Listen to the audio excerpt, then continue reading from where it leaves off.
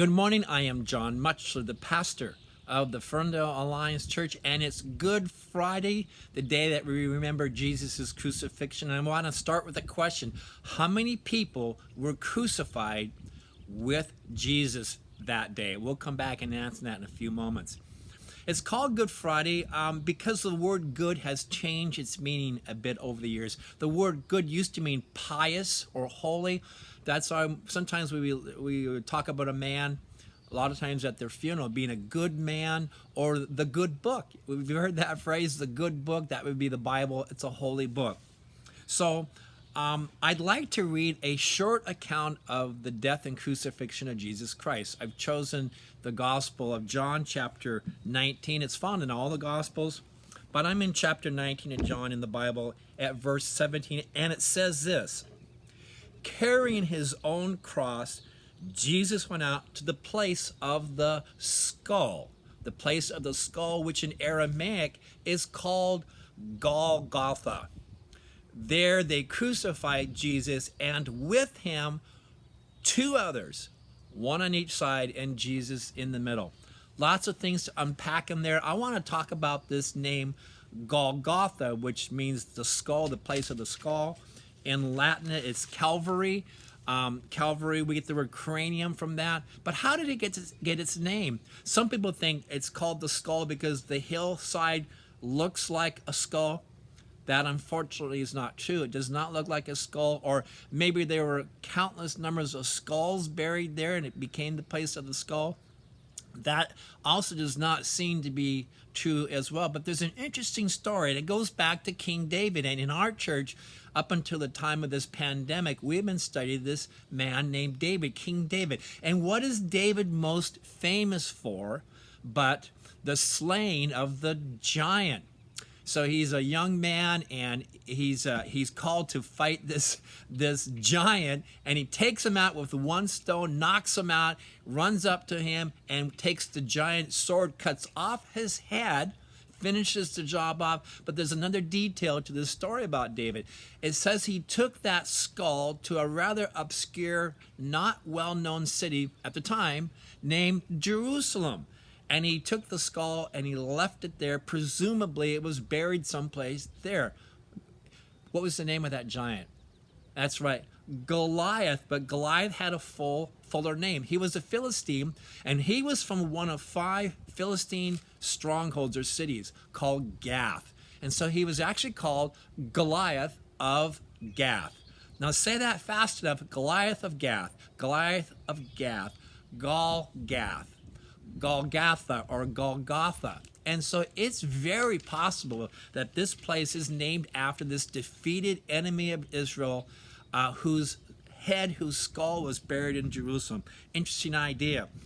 So we started our message asking the question, how many were crucified with Jesus Christ? And of course we noted in our reading that there were 2 criminals that were crucified, one on one side and one on the other side. Those 2 criminals, I think we looked at this a few days ago, represent 2 different responses to Jesus. One responded with anger and with ridicule and mockery of Jesus, but the other criminal responded in faith, and his last act on this earth was to believe and receive and accept Jesus. And more importantly, it says that Jesus accepted him and said to the thief, Today, this day you will be with me in paradise. So how many were crucified with Jesus on that Friday afternoon? I want you to look around. I want you to look around in your mind's eye. Countless many people were crucified with him. Not literally physically, but spiritually.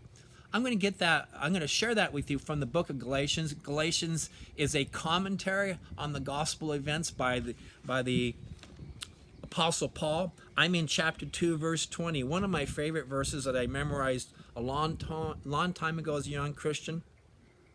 I'm going to read it here today. I have been crucified with Christ. I'm in Galatians 2:20. I have been crucified with Christ. And this is a man who had not been literally crucified, but he's trying to draw out a metaphysical or a spiritual principle.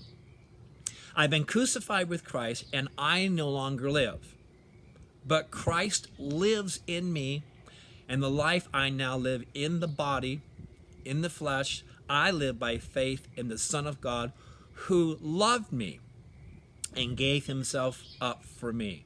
I've been crucified with Christ. The scriptures teach that the event that happened on Friday afternoon some 2,000 years ago nearly was an event that included all of us who adopt ourselves or are adopted into the family of faith. We've been crucified with Christ. We have died with Christ so that we are immediately raised up. This is not future stuff. This is now we're raised up spiritually to have life with him. The life he uses the word, the life I now live in the body. I live by faith in Jesus Christ. So what happened on that Friday afternoon is something that we participate in by faith, not physically. And I have to say that because there are cultures around the world in parts of Asia where men especially will allow themselves to be physically crucified to crosses, nailed to crosses for a few minutes, just as a strange act of devotion.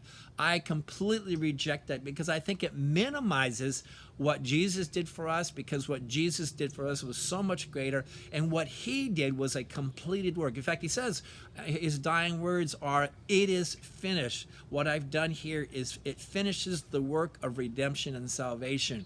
So much so that in the book of Hebrews, another New Testament book, chapter 10, verse 10, it says that Christ died once for all.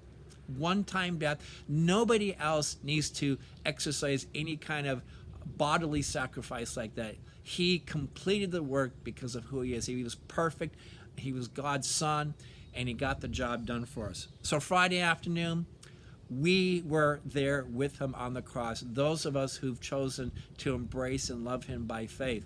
So what does that mean for us? We're going to talk about that more on future mornings. But just a reminder that it is Good Friday today. Our church, Ferndale Alliance, is not hosting a Good Friday service, but our larger church family, the Christian and Missionary Alliance, is hosting a live Good Friday gathering. I'll include that link here in this post. And then on Sunday morning, it is Easter Sunday, Resurrection Sunday. I've checked the weather. It's going to look fantastic. It's going to be great. We will have a live service online only. It would be a live presentation. There'll be a little bit of pre-recorded music, but we will be there for you on Easter Sunday at 10 o'clock right here. And then tomorrow is Saturday. It's kind of a quiet day in the church calendar, but I want you to know a lot happened on that Saturday between Good Friday and Easter, and we'll talk about that tomorrow morning. Thank you so much for joining us. I hope that you'll like and share this message, and I hope that you will have a very special, unique, I think all of us will, Easter weekend, celebrated quite a bit differently. Typically, it's the largest church attendance day of the year around the world. It is the #1 church attendance day. I don't think it will be that this Sunday, but I also believe it will be a meaningful day for those of us that have the faith to see what happened on that Good Friday, a real historical event where this man died for us, and then another real historical event where he was raised up and completely defeated death. We'll see you Sunday. Have a great day, and may God bless you and keep you.